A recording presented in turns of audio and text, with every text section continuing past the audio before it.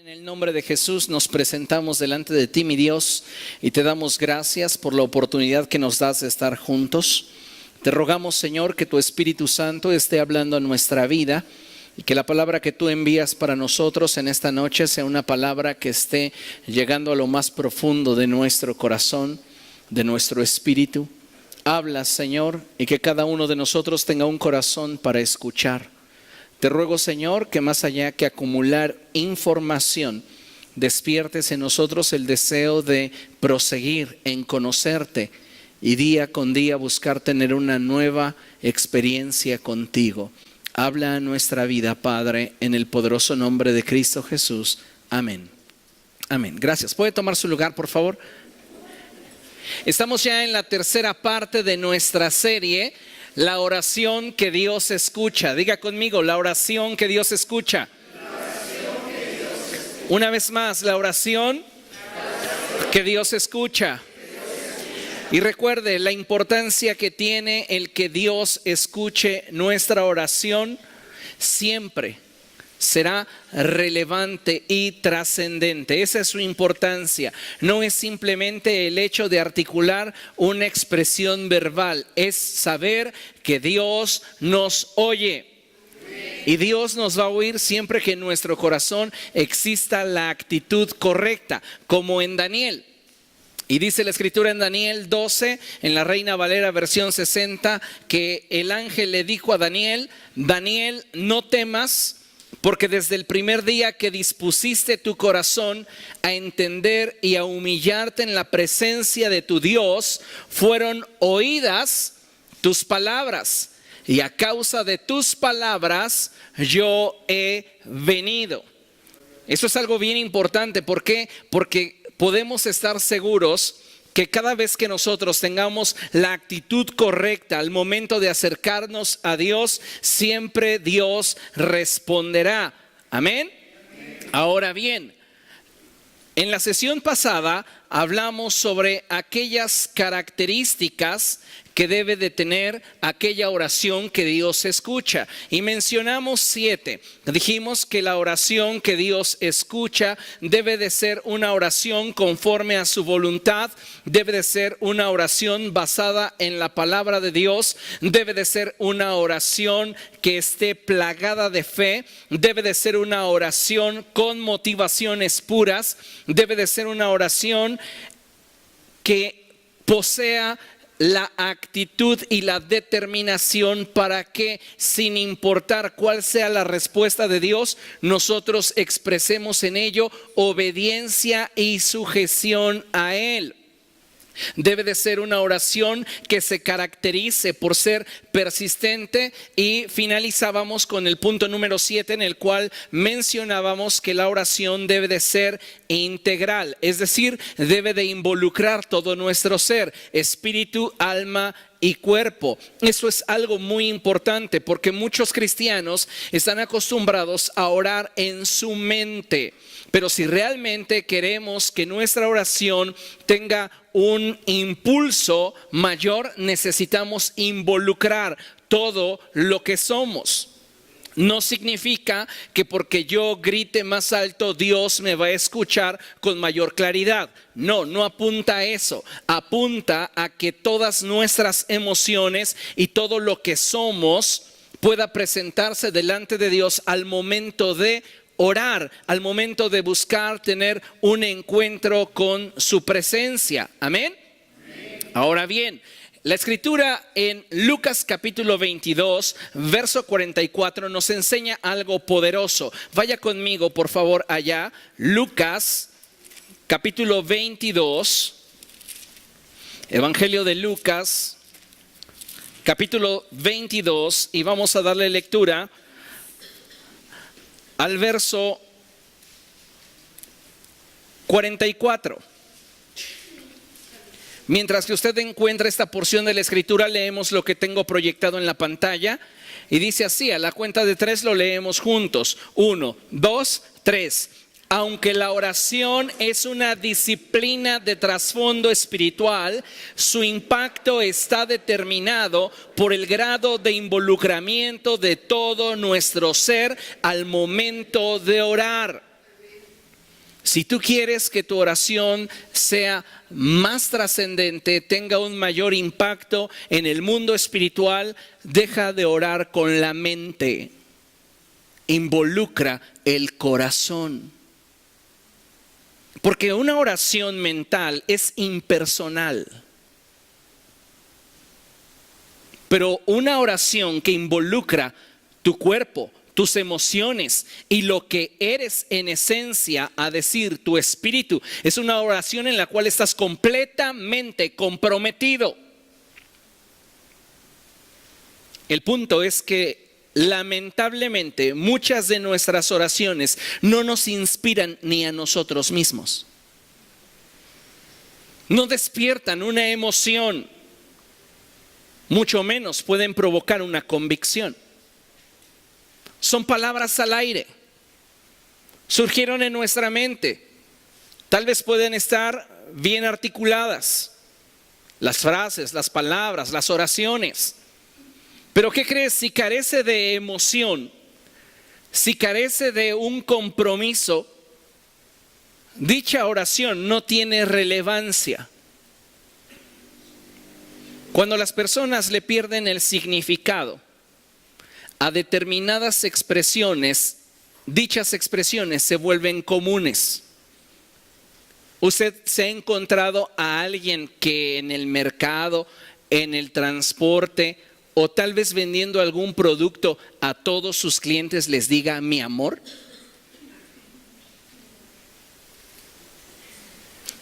¿Qué tanto significado tendrá para esa persona dicha expresión?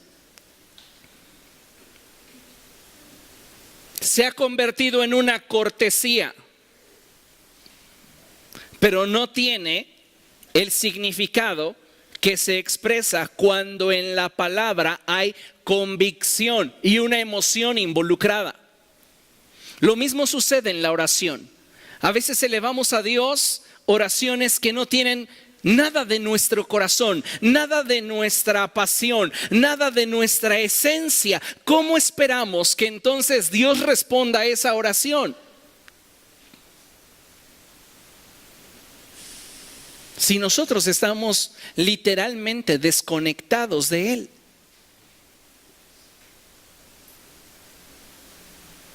Un hombre de Dios expresó en el siglo pasado lo siguiente, y él dijo: Dios no escucha la oración. Dios escucha la oración apasionada.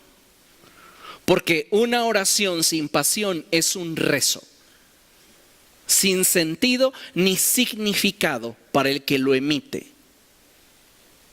Pero la oración apasionada se convierte en un clamor. La Escritura jamás dice: rézame y yo te responderé. Dice: clama a mí, involucrando todo lo que somos: emociones, nuestro cuerpo, nuestra conciencia, nuestro entendimiento, todo lo que somos. Y entonces viene la respuesta de Dios. ¿Oraría así Jesús? ¿O sería Jesús como el Jesús de Televisa? Indiferente, como que el Jesús de Televisa vivía en otro planeta y completamente ajeno a su realidad. ¿Así sería Jesús? ¿Cómo oraría Jesús? Lucas 22:44 nos da la respuesta. ¿Cómo oraba Jesús? Y dice la Escritura así. Lo vamos a leer desde el verso 41. Y dice la palabra de nuestro Dios de la siguiente manera: entonces se separó de ellos a una buena distancia, se arrodilló y empezó a orar. Se arrodilló, digan conmigo: se arrodilló. Se arrodilló. Se arrodilló. Se arrodilló. Se arrodilló. ¿Sabe? Esta expresión de la Escritura me dice tanto del corazón de Jesús. Conozco cantidad de creyentes que en todo el tiempo que llevo de conocerles, jamás los he visto quebrantados en la presencia de Dios.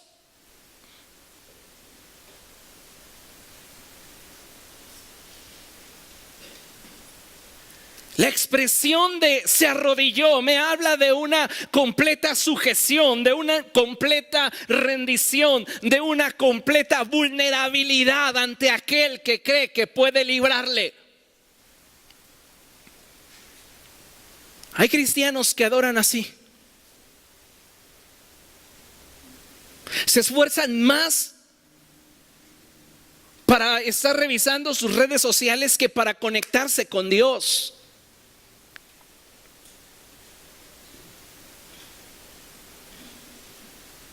Se arrodilló, dejó a un lado el qué dirán. No le interesaba qué pensarán. No le interesaba a Jesús cómo me veré. Le interesaba expresarle al cielo lo que había en su corazón. ¿Cuánto involucras tu cuerpo en tu alabanza, tu adoración y tu intercesión?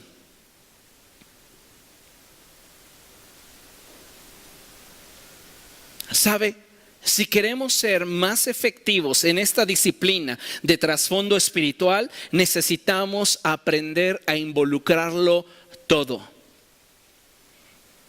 Porque el solo hecho de que levantes tus manos está diciendo algo en el ambiente espiritual. El solo hecho que para orar dobles tus rodillas le está diciendo algo al ambiente espiritual que te rodea. La Escritura dice que en torno a nosotros hay una gran nube de testigos. Y sin sacar el texto de contexto, tenemos nosotros testigos espirituales, tanto del bien como del mal, que continuamente están observando nuestras actitudes y nuestras acciones. El punto es qué testimonio estamos dando. No me puedes decir a mí que amas a Jesús cuando tu actitud es indiferente al estar ante la presencia de Dios. No me puedes decir que estás apasionado por Jesús cuando nunca has derramado una lágrima en su presencia.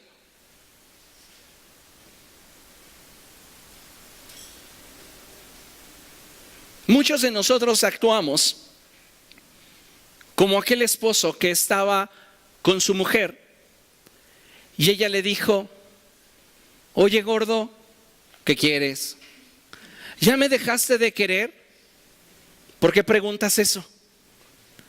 Es que lleva como 10 años que no me lo dices. Si cambio de opinión te lo haré saber.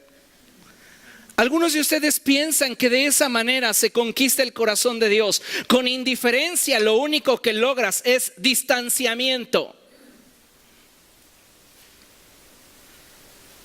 Y cuando hablamos de las cosas de Dios, más importante debería de ser el exponernos a Él. Cada cuando le dices a Dios que lo amas, que lo necesitas, que sin Él no eres nadie.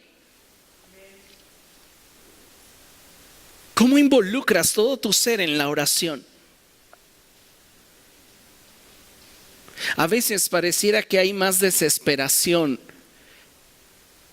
en la búsqueda del rostro de Jesús en el corazón de aquella mujer pecadora que entró a la casa de aquel Simón que muchos de nosotros.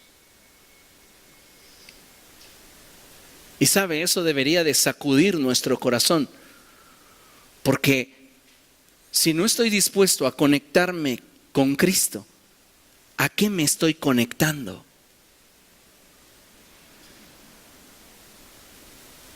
La Escritura dice que se arrodilló y empezó a orar. Padre, si quieres, no me hagas beber este trago amargo, pero no se cumpla mi voluntad, sino la tuya. Jesús está expresando en esta oración una completa sumisión, una completa disposición a ejecutar la voluntad de Dios para su vida y aceptarla con alegría sin importar cuál sea la respuesta de Dios.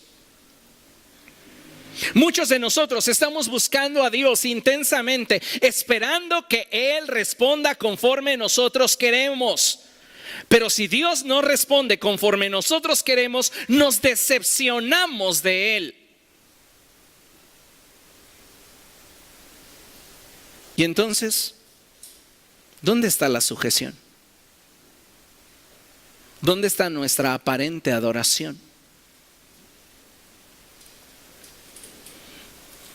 Dice la Escritura en el verso 43, entonces se le apareció un ángel del cielo para fortalecerlo. Note, nuestra oración debería de tener este calibre, puesto que el Espíritu Santo, así como en Jesús, habita en nosotros. Tu oración debería de tener la capacidad de hacer que el cielo se hiciera real. Pero tu indiferencia impide que algo trascendente en el mundo espiritual suceda.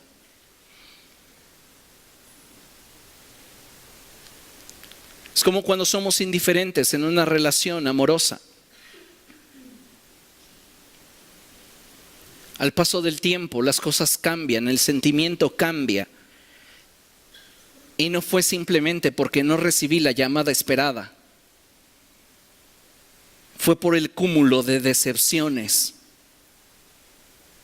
que al final me llevaron a tomar una decisión que me dirige en un camino diferente.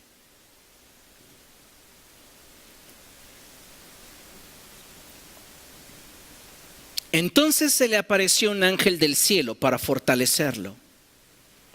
Pero como estaba angustiado, se puso a orar con más fervor. ¿Sabe usted lo que es orar con fervor? ¿Le cuento un chisme? Hubo una familia que se fue de la iglesia porque su servidor oraba demasiado apasionado.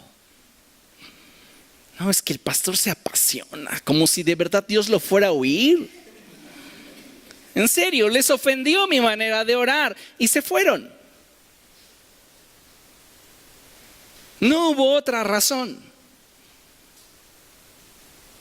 Es triste cuando los cristianos se acostumbran a orar como si hablaran con un poste. Pues yo solo cumplo mi rutina religiosa, pero no estoy alcanzando deleite en mi experiencia espiritual. Cuando tú tienes una relación íntima con el Dios vivo, es imposible que tu oración sea cuadrada.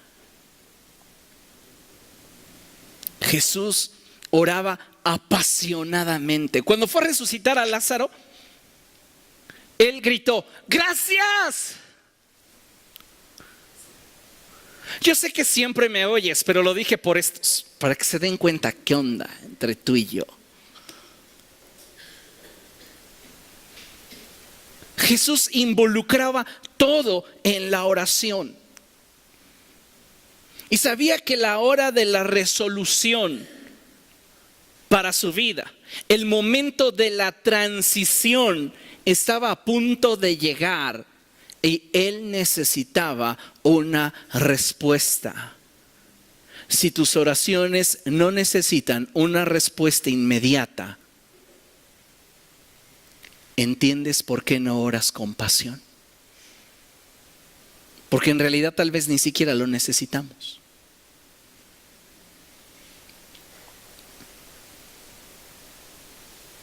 Jesús necesitaba una respuesta inmediata. Y entonces, cuando el ángel se acercó y comenzó a fortalecerlo, Él, en lugar de decir, bueno, ya hasta aquí, no, Él quiso ir más allá. Y comenzó a orar con más fervor. Y su sudor eran como gotas de sangre que caían a la tierra. No está hablando la Escritura en el sentido figurado. Está hablando la escritura en el sentido literal. Jesús lo ponía todo al momento de orar,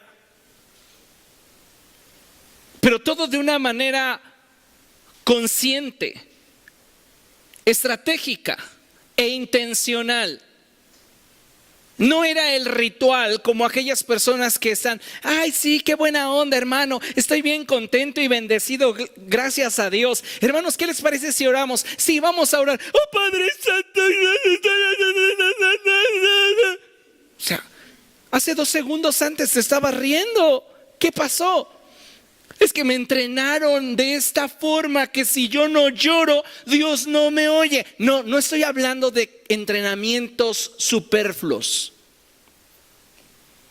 Estoy hablando de un choque de naturalezas donde en realidad lo entregas todo a Dios.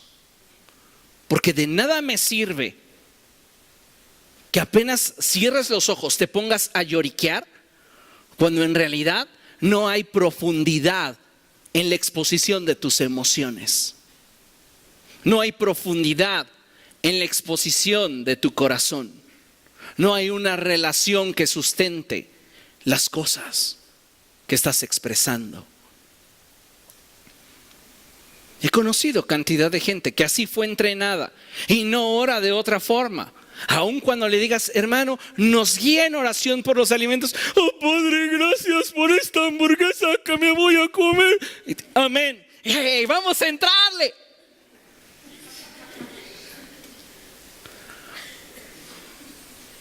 Respeto la forma en la cual cada persona puede interactuar con Dios, pero en lo que no estoy de acuerdo es en que forcemos las cosas para intentar vendernos la idea de que esa es la manera correcta de orar. Si vas a llorar en la presencia de Dios, que sea porque realmente estás exponiendo el corazón y no por una rutina religiosa y superflua. No, pues por eso nunca me ve llorar, porque no llego al punto. Para todo hay justificación. La pregunta es si realmente al momento de orar lo estás involucrando todo.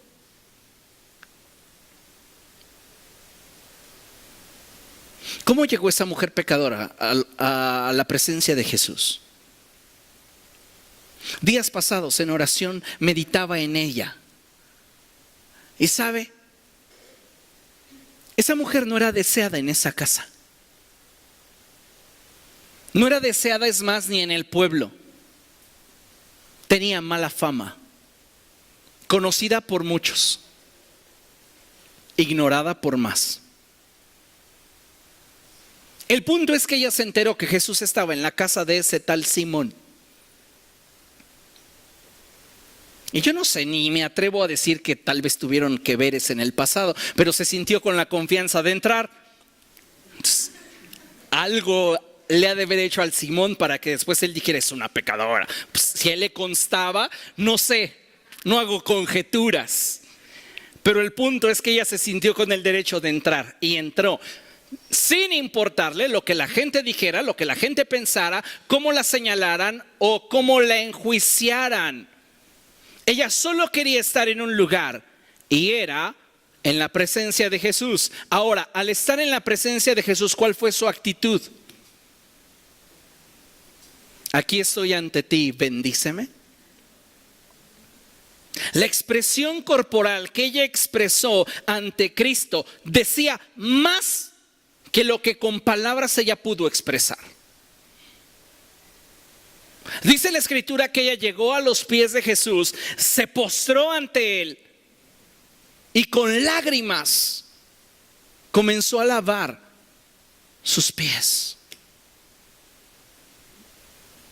¿Qué nivel de quebrantamiento, qué nivel de necesidad habría en esta mujer como para que la opinión de los demás no le importara? Ella solo quería una cosa: a Jesús para ella y ella estar en ese instante para Jesús y nadie más.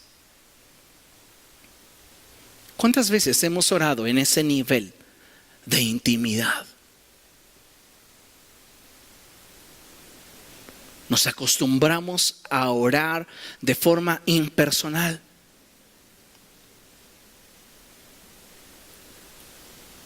No involucramos el corazón. No nos apasionamos en la oración. Somos indiferentes. Y entonces lo que debería ser un evento extraordinario en nuestro diario vivir se convierte en una acción rutinaria en nuestro existir.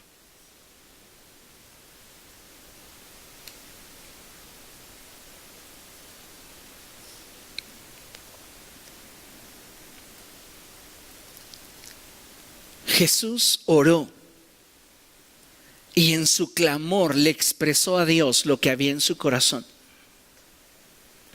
Y Dios,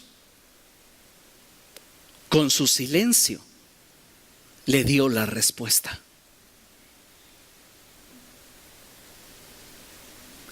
Ahora bien, es importante mencionar que también es posible que Dios no responda a nuestras oraciones, porque éstas tienen un estorbo delante de Dios. No estoy hablando de los silencios de Dios. Estoy hablando simplemente del hecho cuando Dios cierra su oído para no oír. Y entonces nuestra oración no tiene trascendencia delante de la presencia de Dios. Mire lo que enseña Isaías. En Isaías capítulo 1, verso 15, la escritura dice cosas como estas: cuando levantan sus manos, yo aparto de ustedes mis ojos. Aunque multipliquen sus oraciones, no las escucharé, pues tienen las manos llenas de sangre. Lo que la escritura está enfatizando en el sentido figurado cuando expresa la frase tienen las manos llenas de sangre, esto apunta a una vida llena de injusticia, pecado. Y fíjese qué tremenda cosa, porque dice el Señor, aun cuando levanten sus manos, yo apartaré de ustedes mis ojos, y aunque multipliquen sus oraciones, no las escucharé.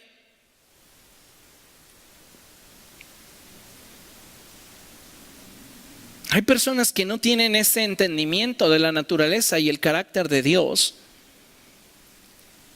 y piensan que Dios tiene que estar tolerándonos siempre, aguantándonos siempre, soportándonos siempre. Y sabe, aunque hoy nos relacionamos con Dios a través de una ley superior a la ley mosaica, es la ley de la gracia, esta también nos implica para nosotros un mayor nivel de responsabilidad. Entonces, aún en nuestro contexto de acercarnos a Dios a través de la gracia de nuestro Señor Jesucristo, podemos incurrir en acciones y actitudes que, lejos de facilitarnos el podernos conectar con Dios a través de la oración, resulten para nosotros en un estorbo. ¿Qué impedimentos pueden existir para que Dios escuche nuestras oraciones? ¿Qué cosas pueden estorbar entre Dios y yo? Quiero hablarte de 6 cosas que considero que pueden hacer que tus oraciones no lleguen a la presencia de Dios. Y la primera de ellas es pecado. Digan conmigo, pecado. Pecado. Pecado. Cuando hablamos del pecado, amados hermanos, no hablamos de una situación aislada en la cual tropecé y le fallé a Dios. Cuando hablamos del pecado en el corazón del hombre, lo relacionamos con una concupiscencia. que es un deseo arraigado en el corazón que nos liga a un acto que deshonra la santidad de Dios. Cuando en el corazón está la determinación para hacer lo malo, esa determinación se convierte en un muro imposible de superar por nuestra propia capacidad o elocuencia. Nos separa de Dios. Mire lo que dice Isaías 59:2. Vamos allá. Isaías, capítulo 59.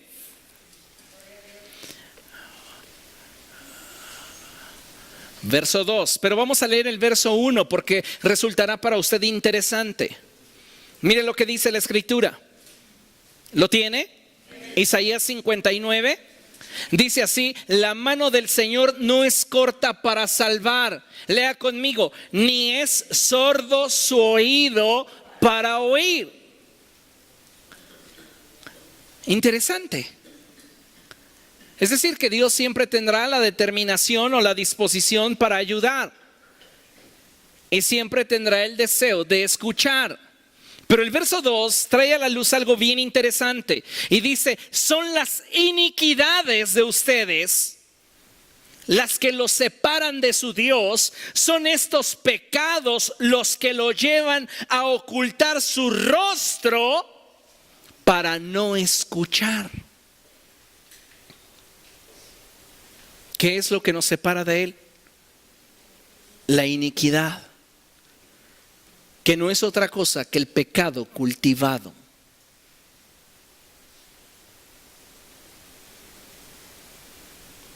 ¿Cuánto pecado estamos permitiendo en nuestra vida? A veces pensamos que no pasa nada, pero la realidad es que pasa mucho. Cada vez que pecamos, estamos levantando un muro que nos separa de Dios.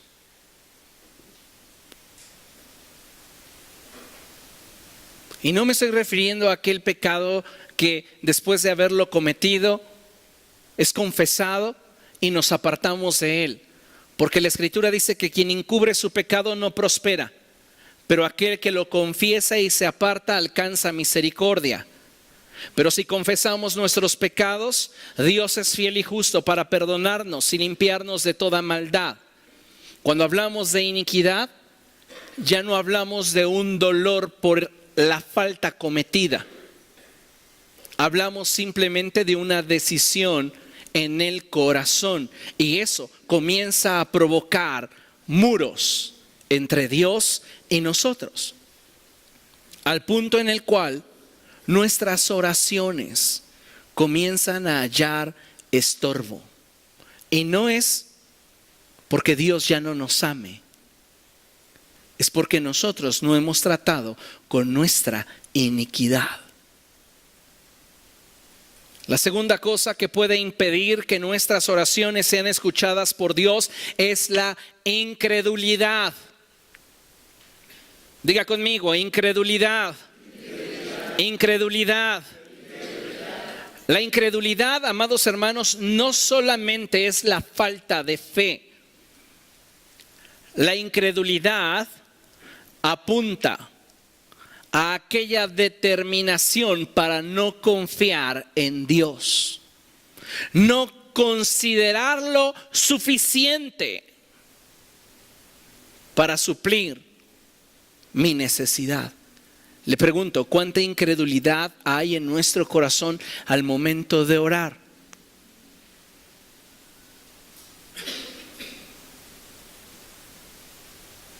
¿Estamos orando con fe o con incredulidad?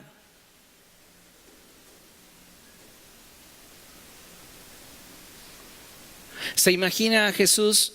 Recibe el lunch de un joven que asistió a una de sus cruzadas y lo recibe porque el chico ve la necesidad.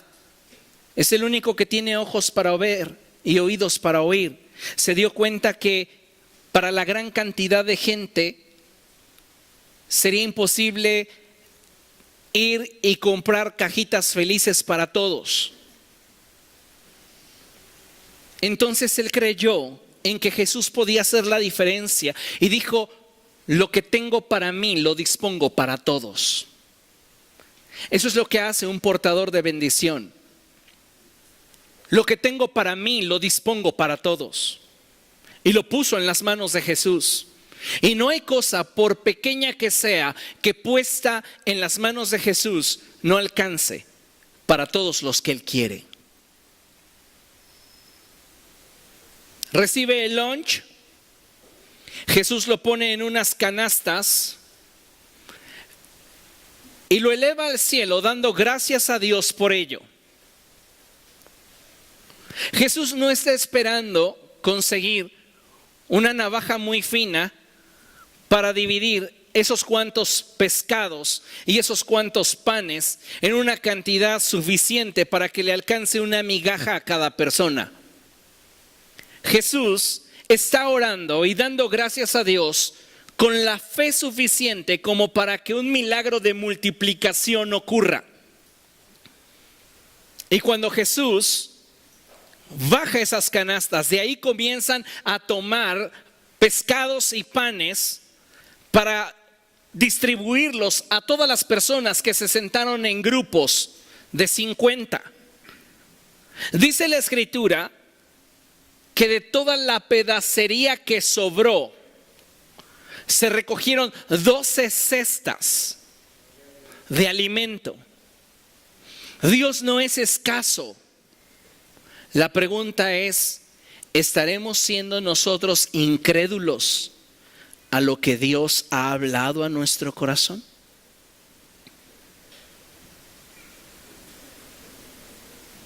Santiago 1:6 dice, este es uno de mis pasajes preferidos, lo citamos en la sesión pasada, pero no nos hace daño volverlo a leer.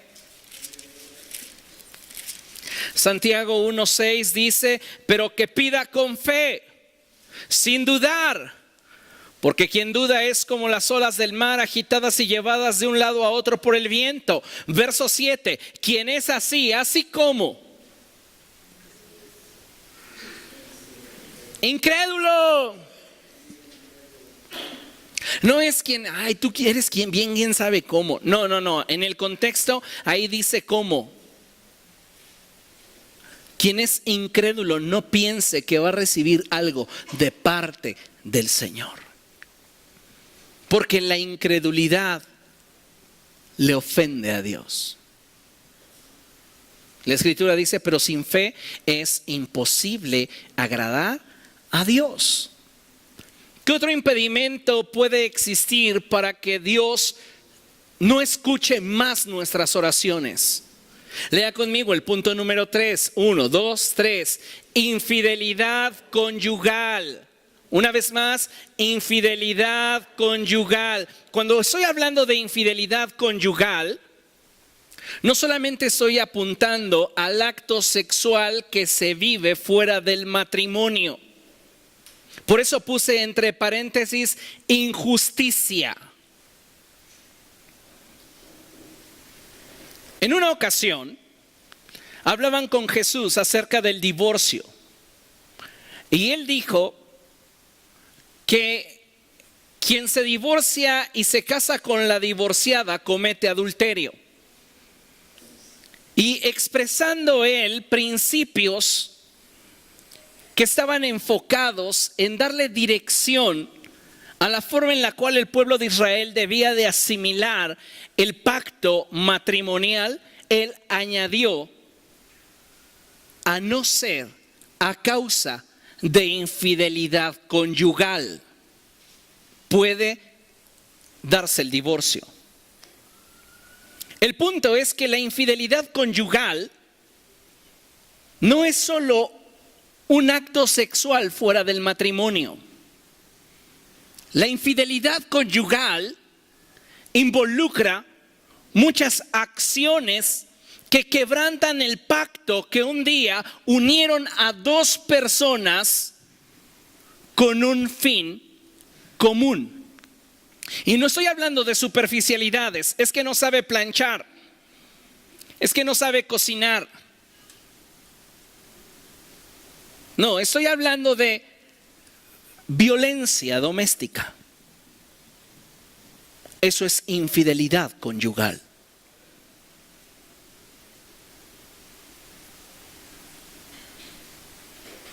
Violencia económica.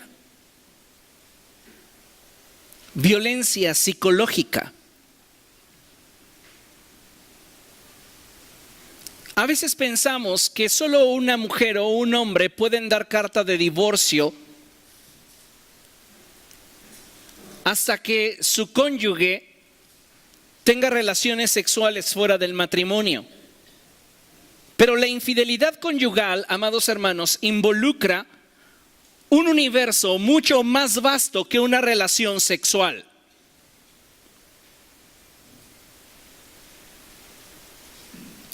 La Escritura dice que cuando dos personas se unen en matrimonio, ya no son más sus propios dueños, sino que el cuerpo de él le pertenece a la esposa y el cuerpo de la esposa le pertenece al esposo. Y dice la Escritura que no deben de negarse el uno al otro, a no ser por mutuo consentimiento y para dedicarse a la oración. Pero ¿qué pasa cuando dentro del vínculo matrimonial existe una negativa y un rechazo a suplir las necesidades fisiológicas y emocionales del cónyuge? Hay infidelidad conyugal, porque se está quebrantando el pacto.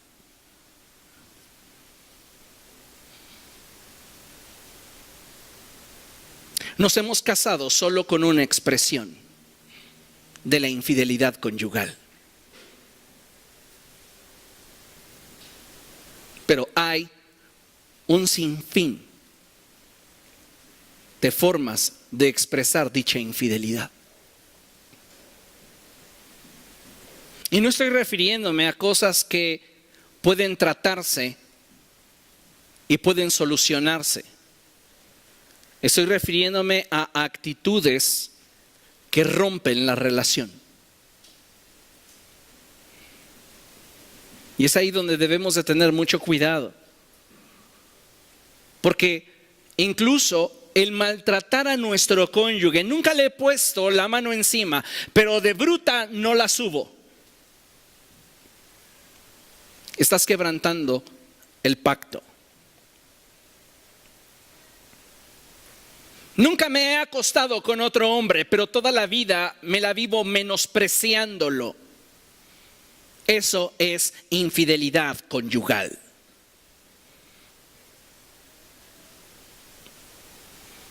Y esto puede representar un obstáculo a nuestras oraciones. Vaya conmigo a 1 de Pedro.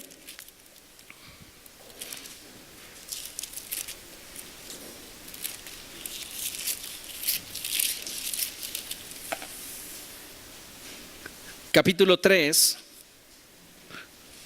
verso 7. ¿Lo tiene? Dice la Escritura así: de igual manera, ustedes esposos, sean comprensivos en su vida conyugal. Aquí hay una revelación de Dios. Porque en Génesis la Escritura le dice Dios a la mujer: tu deseo quedará ligado o conectado a tu esposo. En otras palabras, lo que está diciendo Dios es: ahora tu deseo sexual deberá ser suplido por tu marido. Es decir, es una sentencia en la cual ella está bajo un orden y bajo una autoridad que le implica sujeción y obediencia. Bajo ese tenor, Pedro dice: sean comprensivos. Y si ustedes son muy abstemios, agarren la onda de que ellas también sienten y desean. No esperen a que tengan conflictos por causa de su indiferencia. Entonces es aquí cuando el apóstol dice, verso 7, sean comprensivos en su vida conyugal, ¿ok? Coma. Y luego dice, tratando cada uno a su esposa, ¿cómo? Con respeto. Ya que como mujer es más delicada. A veces hasta en los pequeños detalles del trato puede manifestarse lo que está escondido en el corazón. Les hablaba de menosprecio, les hablaba de indiferencia, les hablaba de una violencia pasiva.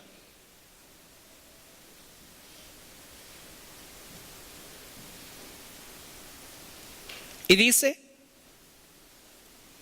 el verso 7, tratando cada uno a su esposa con respeto, ya que como mujer es más delicada, y ambos son herederos del grato don de la vida.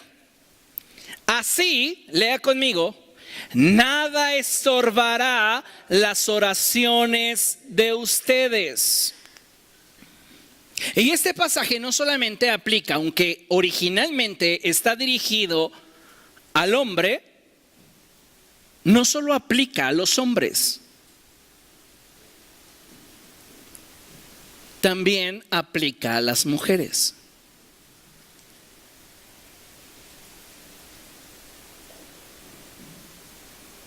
Así que cuando hablamos de infidelidad conyugal,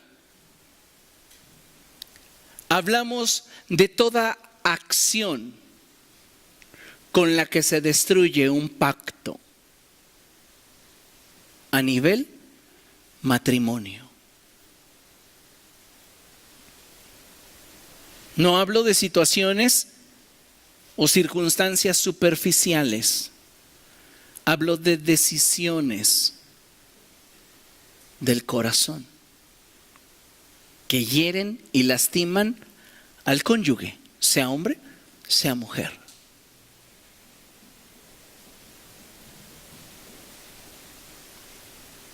La Escritura dice,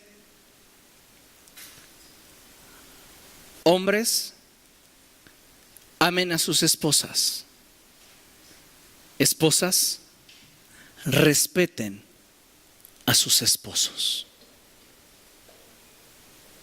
Pregunto, ¿cuánto de eso llevamos a cabo?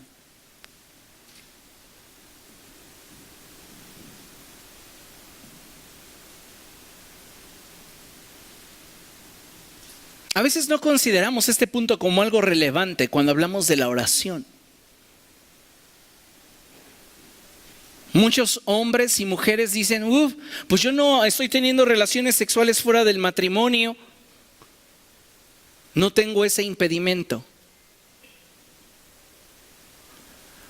Pero hay otras situaciones que pueden apuntar hacia el quebrantamiento del pacto y que provocan en tu hogar injusticia.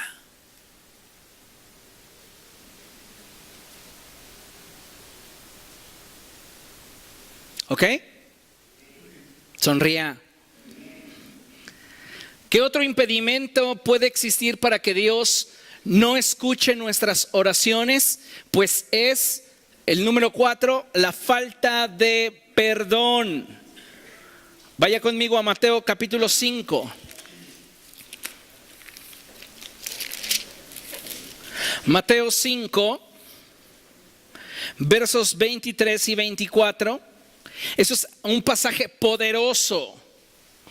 Porque muchas veces queremos estar adorando a Dios, pero sin hablarle a nuestro hermano que tenemos adelante o atrás. teniendo odios en el corazón, resentimientos. ¿Tú crees que eso es agradable a los ojos de Dios?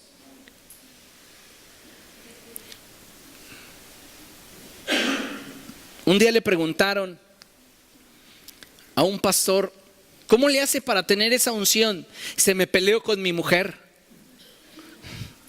Y en serio, él argumentaba que cada vez que discutía con su mujer, fluía más en el espíritu. Tal vez le inspiraba, pero que fuera Dios detrás, lo dudo. Así que, ¿cuántas guerras ocultas estás permitiendo en tu corazón? Esas guerras ocultas, esas ofensas no perdonadas, pueden convertirse en un lastre que a la postre te impidan comunicarte con Dios. Mira lo que dice Mateo 5, verso 23. Dice la palabra de nuestro Dios: por lo tanto, si estás presentando tu ofrenda en el altar y allí recuerdas que tu hermano tiene algo contra ti. Me encanta la escritura y me encanta cómo Jesús toma las cosas comunes y tiene las palabras exactas como para decirte lo que no dice, pero tú sabes que te quiere decir. Entonces Jesús dice, y ahí te acuerdas. ¿Será realmente que yo me acordé? ¿O será que al acercarme a la presencia de Dios, mi espíritu, mi mente y corazón se hacen sensibles a la presencia de Dios y Él me revela el estado de mi corazón?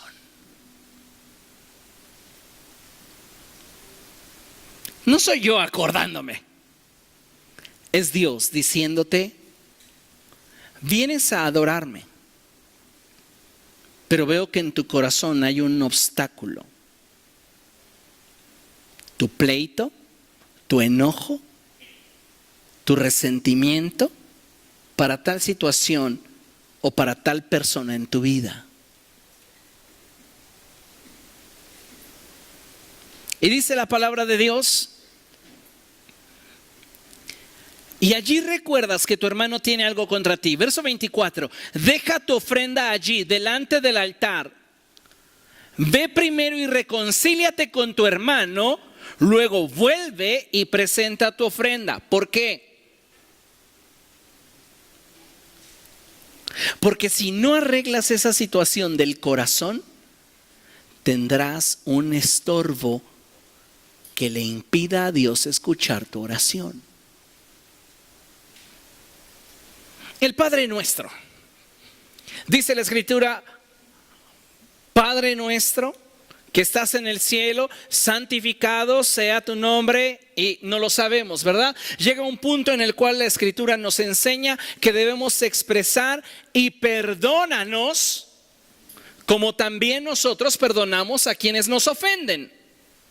Me encanta cómo la Escritura expresa o nos hace expresar: y trátame como yo trato a los demás.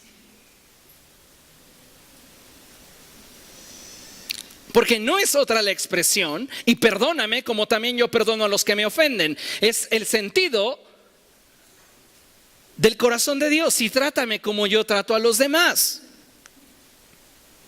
Si yo vengo delante de Dios con guerras en el corazón, es muy posible que mi ofrenda no sea recibida por Dios, porque no tengo un corazón puro delante de Él. Recuerda que es uno de los elementos para que la oración sea escuchada, el corazón puro. Quiero pues que todos los hombres en todo lugar levanten manos santas, sin ira ni contienda.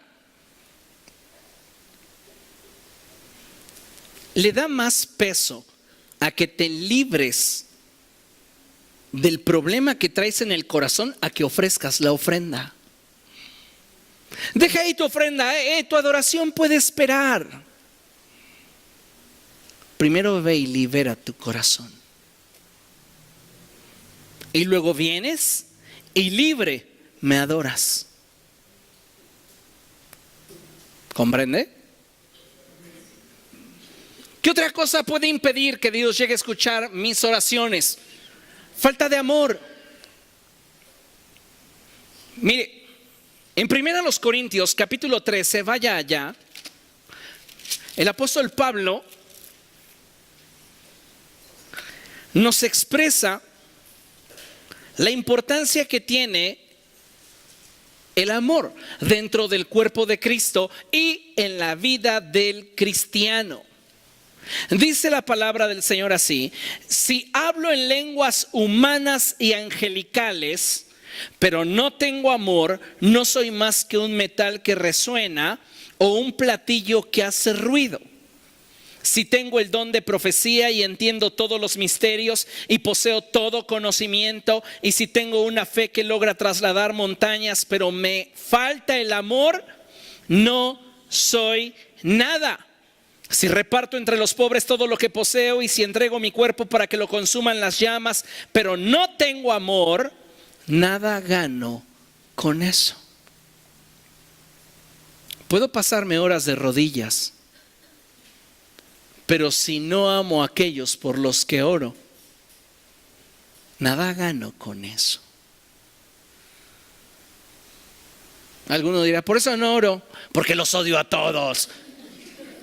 Sí, he conocido personas así. Pero ¿será la actitud que deba tener un hijo de Dios?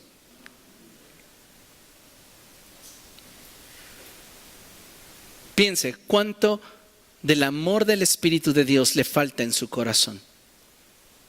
Más fácil, ¿quién le cae más mal de todos los seres que existen sobre la faz de la tierra? No piense en un orangután, no, en un semejante. Porque somos fáciles para salirnos por la tangente, ¿verdad? Oh, voy a pensar en el oso polar. No. De los que conoce, ¿quién es quien más mal le cae? No, yo los amo a todos. Ay. Qué bueno. Pero si hubiera alguno, al menos uno, pídale a Dios que afine su corazón. Dios, afina mi corazón.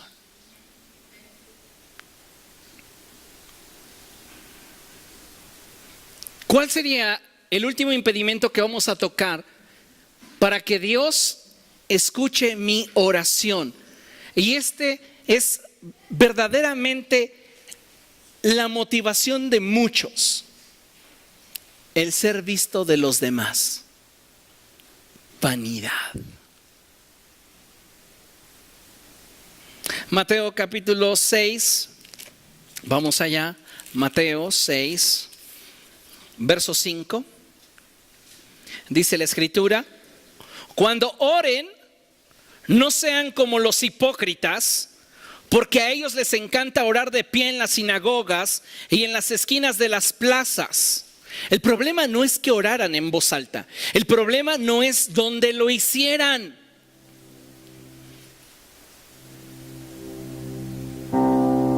Hay personas que dicen: no, yo no oro en la calle porque soy como los hipócritas del tiempo de Jesús.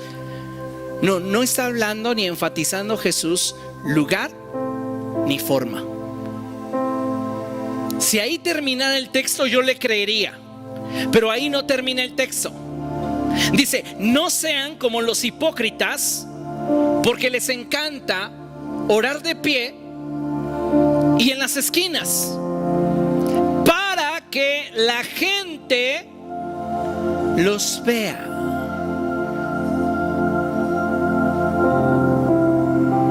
¿Qué nos está motivando para orar?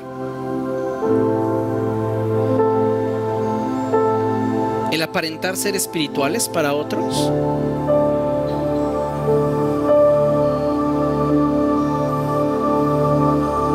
Nadie me busque en mi habitación, voy a encerrarme con mi Padre.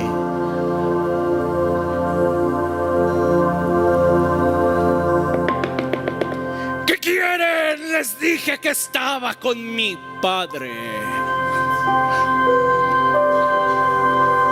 O sea,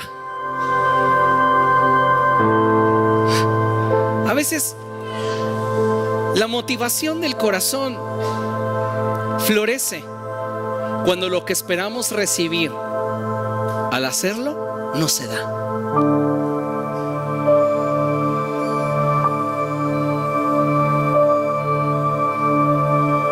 Los fariseos del tiempo de Jesús recibían de la gente halago. Y Jesús dijo: les aseguro que ya obtuvieron toda su recompensa. ¿Por qué? Porque es lo que buscaban.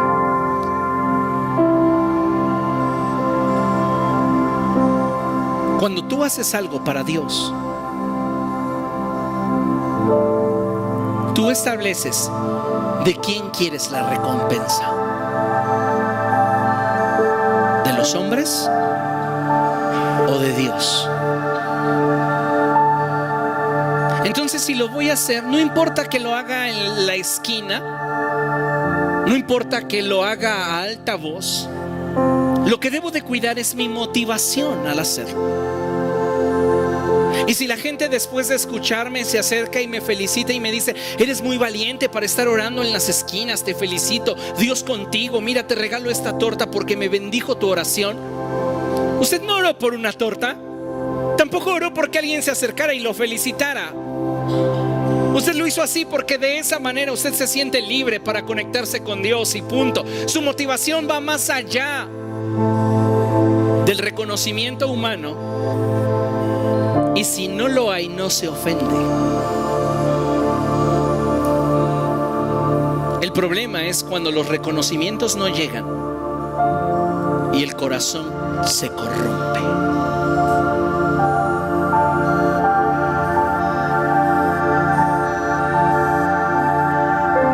Cuidemos el corazón para que no haya estorbo en nuestras oraciones. Amén. Póngase de pie, vamos a orar.